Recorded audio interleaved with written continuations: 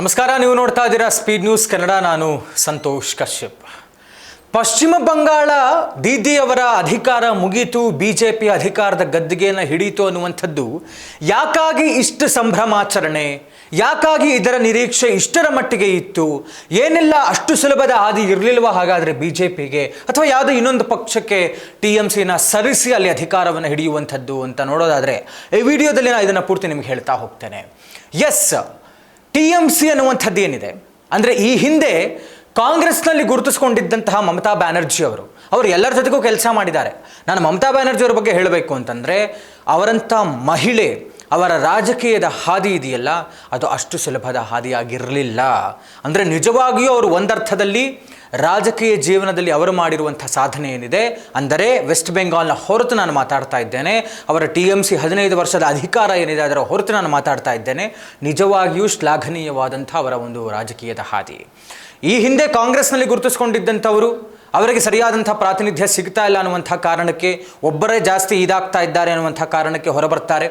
ಅದಕ್ಕೂ ಮುಂಚೆ NDAನಲ್ಲಿ ಇವರೇನಿದ್ರಲ್ಲ, ಅಟಲ್ ಬಿಹಾರಿ ವಾಜಪೇಯಿ ಅವರ ಇದರಲ್ಲಿ ಸಚಿವರೇನಾಗಿದ್ರಲ್ಲ ಇವರು, ಆಗ ಮತ್ತು ಆ ಸಂದರ್ಭದಲ್ಲಿ ಇದೇ ಮಮತಾ ಬ್ಯಾನರ್ಜಿ ಅವರ ಪಶ್ಚಿಮ ಬಂಗಾಳದಲ್ಲಿ ಅಕ್ರಮ ಮತದಾರರಿದ್ದಾರೆ, ಬಾಂಗ್ಲಾದೇಶದ ಮತದಾರರಿದ್ದಾರೆ.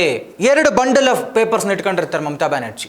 ಒಂದರಲ್ಲಿ ಅವರ ರೆಗ್ಯುಲರ್ ವೋಟರ್ಸ್ ಲಿಸ್ಟ್ ಏನಿದೆ ಅದು, ಮತ್ತೊಂದೆಡೆ ಬಾಂಗ್ಲಾದ ವೋಟರ್ಸ್ ಲಿಸ್ಟ್ ಏನಿತ್ತು ಅದು. ಎರಡೂ ಕಡೆ ಇದ್ದಾರೆ ನೋಡಿ ಬಾಂಗ್ಲಾದೇಶದ ವೋಟರ್ಸ್ ಅಂತ ಅವರದನ್ನು ತೋರಿಸ್ತಾರೆ. ಚಟರ್ಜಿ ಅವರು ಸ್ಪೀಕರ್ ಅಲೋನೇ ಮಾಡೋದಿಲ್ಲ ಅವ್ರ ಚರ್ಚೆಗೆ. ನೀವು ನನಗೆ ಸದನದಲ್ಲಿ ಮಾತಾಡೋದಕ್ಕೆ ಇದಕ್ಕೆ ಅವಕಾಶ ಮಾಡಿಕೊಡ್ತಾ ಇಲ್ಲ ಅಂತ ಅಂದ್ಬಿಟ್ಟು ಸೀದಾ ಅವರ ಬೆಂಚ್ ಏನಿತ್ತಲ್ಲ, ಸ್ಪೀಕರ್ ಬೆಂಚ್, ಅವರ ಕಡೆಗೆ ಆ ಇಡೀ ಬಂಡಲ್ ಆಫ್ ಪೇಪರ್ನ ಎಷ್ಟು ಹೊರಬಂದಿದ್ದಂಥ ದಿಟ್ಟ ಮಹಿಳೆ ಇದೆ ಮಮತಾ ಬ್ಯಾನರ್ಜಿ. ಆದರೆ ಹೆಂಗಿದೆ ನೋಡಿ ಅವರ ರಾಜಕೀಯದ ಲಾಭಗಳು. ಹೊರಬರ್ತಾರೆ, TMC ಅನ್ನುವಂಥ ಪಕ್ಷವನ್ನು ಕಟ್ತಾರೆ. ಪ್ರತಿ ಬಾರಿಯೂ ಕೂಡ ಚುನಾವಣಾ ಸಂದರ್ಭದಲ್ಲಿ ಪ್ರತಿ ಬಾರಿಯೂ ಕೂಡ ಒಂದೊಂದು ಪ್ರತಿಭಟನೆ ಮಾಡೋದು, ಒಂದೊಂದು ರ್ಯಾಲಿ ಮಾಡೋದು, ಏನಾದರೂ ಒಂದು ಮಾಡಿ ಆಮೇಲೆ ಎಲ್ಲಿಗೂ ನಿಮಗೆ ಗೊತ್ತಿರಲಿ ಬಾಂಗ್ಲಾದೇಶದ ಅಕ್ರಮ ಮತದಾರರು ಅವರುಗಳನ್ನು ಕರೆಸಿಕೊಂಡು ಅವರುಗಳಿಗೆ ಫೇಕ್ ವೋಟರ್ ID, ಆಧಾರ್ ಎಲ್ಲವನ್ನು ಮಾಡಿಸ್ಕೊಟ್ಟು ಇವರು ಮತ ಹಾಕಿಸ್ಕೊಂಡೇ ಇಲ್ಲಿಯ ತನಕ ಅಧಿಕಾರದ ಗದ್ದುಗೆಯನ್ನು ಹಿಡಿದಿದ್ದಂಥದ್ದು.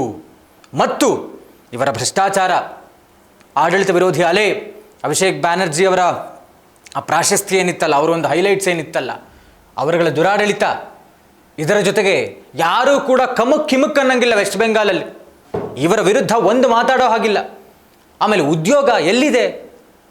ಎಷ್ಟೋ MNC ಕಂಪನಿಗಳು ಬರ್ತಾವೆ ಅಂದರೆ ಅವ್ರಿಗೆ ಇಲ್ಲಿಲ್ಲದ ಕಂಡೀಷನ್ಸ್ ಹಾಕಿ ಬೇಡ ನೀವು ನಮಗೆ ಬರೋದು ಅಂತ ತಡೆದ್ರು. ಇದ್ರ ಜೊತೆಗೆ ಉದ್ಯೋಗ ಸೃಷ್ಟಿ ಮಾಡಲಿಲ್ಲ, ಕೇಂದ್ರ ಸರ್ಕಾರ ಕೊಡ್ತಾ ಇದ್ದಂಥ ಯೋಜನೆಗಳನ್ನು ತರೋದ್ರಲ್ಲಿ ವಿಫಲ ಆದರು. ಇದೆಲ್ಲವನ್ನು ಕೂಡ ಝೀರೋಯಿಂದ ಆರಂಭ ಮಾಡಿದಂಥ BJP ಕಳೆದ ಬಾರಿ 77 ಸೀಟ್ಗಳನ್ನ ಗೆಲ್ತು. ಈ ಬಾರಿ ಶತಾಯ ಗತಾಯ ಇವರ ಆಡಳಿತವನ್ನು, ದುರಾಡಳಿತವನ್ನು, ಆಗರ್ಭ ಶ್ರೀಮಂತವಾಗಿದ್ದಂತಹ ಒಂದು ರಾಜ್ಯ ವೆಸ್ಟ್ ಬೆಂಗಾಲ್.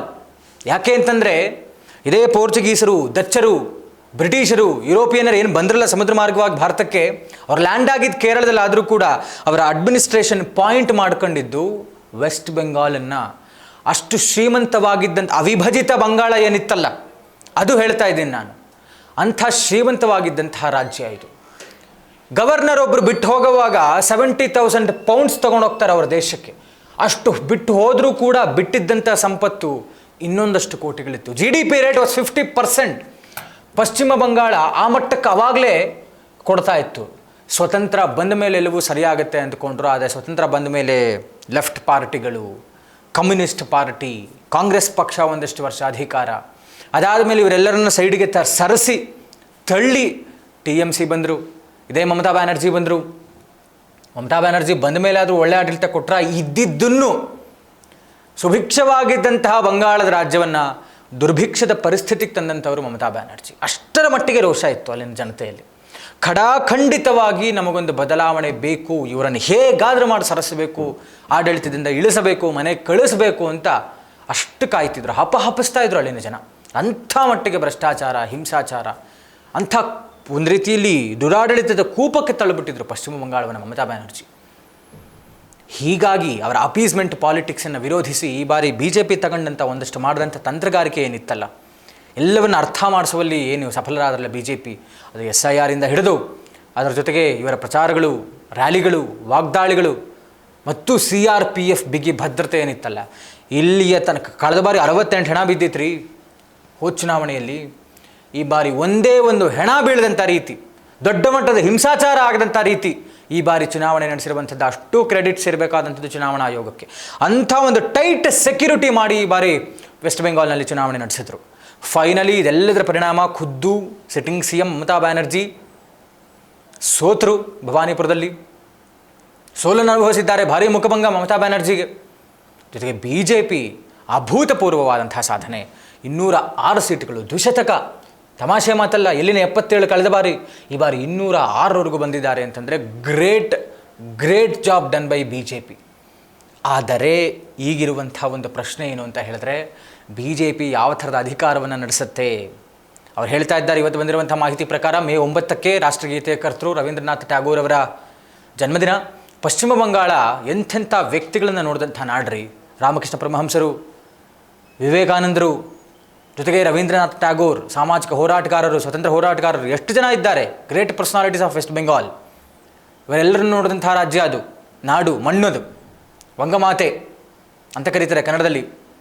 ಅಂಥ ಒಂದು ರಾಜ್ಯ, ಎಂಥ ಅಭಿವೃದ್ಧಿ ಇದ್ದಂಥ ರಾಜ್ಯ, ಇಂಥ ಸಂಪದ್ಭರಿತವಾದಂಥ ರಾಜ್ಯ, ಇವತ್ತಿನ ಪರಿಸ್ಥಿತಿ ಏನಿದೆಯಲ್ಲ, ಈಗ BJP ಏನೋ ಅಧಿಕಾರಕ್ಕೆ ಬಂದಿದೆ, ಆದರೆ ಯಾರ ಪರವಾದಂಥ ಒಲವಿದೆ, ಯಾರನ್ನು ವಿಶ್ವಾಸಕ್ಕೆ ತಗೊಳ್ಬೇಕಾಗತ್ತೆ, ಯಾರಿಗೆ ಶಾಸಕರ ಬೆಂಬಲ ಇದೆ, ಬಲ ಇದೆ, ಇದೆಲ್ಲವ ಲೆಕ್ಕಾಚಾರವನ್ನು ಹೈಕಮಾಂಡ್ ಮಾಡಿ ಫೈನಲಿ CM ಅಭ್ಯರ್ಥಿಯನ್ನು ಘೋಷಣೆ ಮಾಡ್ತಾರೆ. CM ಯಾರಾಗ್ತಾರೆ ಅವರು 9ನೇ ತಾರೀಕು ಪ್ರಮಾಣ ವಚನವನ್ನು ಸ್ವೀಕರಿಸ್ತಾ ಇದ್ದಾರೆ. ಆ ಗತ ವೈಭವವನ್ನು, ಪಶ್ಚಿಮ ಬಂಗಾಳದ ಗತ ವೈಭವವನ್ನು ಮರಳಿ ತರುವಂಥ ಕೆಲಸವನ್ನು, ಒಳ್ಳೆಯ ರೀತಿಯಾದಂಥ ಆಡಳಿತವನ್ನು, ಒಳ್ಳೆಯ ಅಭಿವೃದ್ಧಿಯನ್ನು ಮತ್ತೊಮ್ಮೆ ಪಶ್ಚಿಮ ಬಂಗಾಳದಲ್ಲಿ BJP ಮಾಡಲೇಬೇಕಾದಂಥ ಅನಿವಾರ್ಯತೆ ಮತ್ತು ಒತ್ತಡ ಇದೆ. ಹೀಗಾಗಿ ಏನೆಲ್ಲ BJP ಪಶ್ಚಿಮ ಬಂಗಾಳದಲ್ಲಿ ಕಮಾಲ್ ಮಾಡುತ್ತೆ ಅನ್ನುವಂಥದ್ದನ್ನು ನಾವು ಕಾದು ನೋಡಬೇಕಾಗಿದೆ. ಇದಾಗಿತ್ತು ಹೊತ್ತಿನ ವಿಶೇಷ. ನೋಡ್ತಾ ಇರಿ ಸ್ಪೀಡ್ ನ್ಯೂಸ್ ಕನ್ನಡ. ಸುದ್ದಿ ನಿಮ್ಮದು, ವೇಗ ನಮ್ಮದು.